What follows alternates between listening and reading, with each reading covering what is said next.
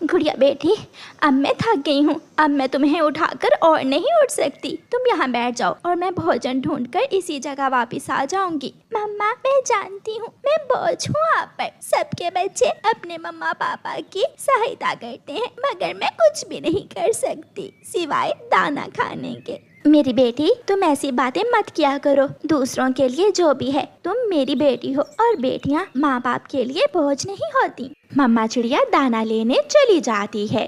की वो देखो, वो बैठी है चिड़िया की अपाहिज बेटी। चलो जाकर उसे थोड़ा तंग करते हैं। दोनों शरारती पक्षी, गोरी का बेटा जग्गू कौवा और कबूतर का बेटा कीकी, गुड़िया के पास चले जाते हैं। जग्गू गुड़िया के पीछे से चोंच मारकर दूर हो जाता है। जाओ, तुम यहाँ क्यों आई हो? तुम फिर मुझे तंग करने आगे हो? जब गुड़िया जग्गू की तरफ मुंह करती है तो पीछे से कीकी गुड़िया के चोंच मारता है। अगर पकड़ सकती हो तो पकड़ लो। लंगड़ी लंगड़ी लंगड़ी अपाहिज, गुड़िया अपाहिज। गुड़िया रोने लग जाती है। आप मुझे तंग मत करें, मैं अपाहिज हूँ तो क्या हुआ? मैं आपसे दाना लेकर तो नहीं खाती। जग्गू इसे पत्थर मारते हैं। फिर जग्गू और कीकी जमीन से पत्थर उठा कर गुड़िया को मारने लगते हैं। एक पत्थर गुड़िया के सर पर लगता है और गुड़िया के सर से खून बहने लगता है। कीकी चलो भाग जाए, इसके सर से खून निकलने लगा है। जग्गू और कीकी वहाँ से भाग जाते हैं। चिड़िया अभी रुक जाओ, हम दाना लेने थोड़ा और आगे जाती हैं। नहीं हरियाली, मेरे लिए यही काफी है। मेरी बेटी पेड़ पर बैठी मेरा इंतजार कर रही है।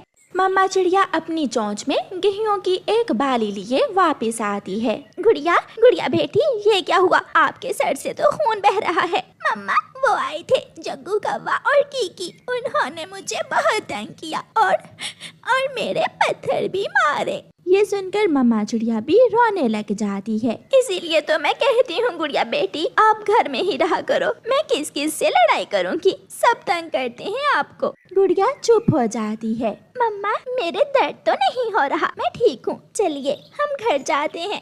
फिर मम्मा चिड़िया अपनी बेटी को अपने कंधों पर बिठाकर उसे घर ले जाती है। घर में जब गुड़िया फारिग होती तो दाना खाने के बाद अपनी किताब लेकर पढ़ती रहती। एक दिन किताब पढ़ते पढ़ते गुड़िया अपनी मम्मा से कहती है, मम्मा, मेरी किताब में लिखा हुआ है कि झरने के पास एक काला फूल है। उस फूल का रस पी लेने से पंख की कमजोरी ठीक हो जाती है। बेटी, किताबों में कौन सा सच लिखा होता है? आपका पंख शुरू से ही ऐसा है। बुलबुल डॉक्टर ने कहा था कि आप कभी उड़ नहीं सकोगी। इसीलिए तो कभी ना मैंने ना आपने कोशिश की कि मैं उड़ने की कोशिश करूं। अच्छा बेटी, मैं दाना लेने जा रही हूँ, चलो। नहीं मम्मा, मुझे पक्षी तंग करते हैं, मैं घर में ही रहूंगी। फिर गुड़िया की मम्मा दाना लेने चली जाती है। आज मैं उड़ने की कोशिश करूंगी, जरूर करूंगी। फिर गुड़िया आहिस्ता से अपने घर से बाहर निकलती है और उड़ने की कोशिश करती है तो वो पेड़ से नीचे गिर जाती है। वो दोबारा उड़ने की कोशिश करती है मगर नहीं कर पाती। एक राह जाती हुई तितली गुड़िया को देखकर वहाँ आ जाती है। आप बीमार हो क्या? हाँ, मैं उड़ नहीं सकती। मुझे बहुत दुख हुआ आपको देखकर। क्या आप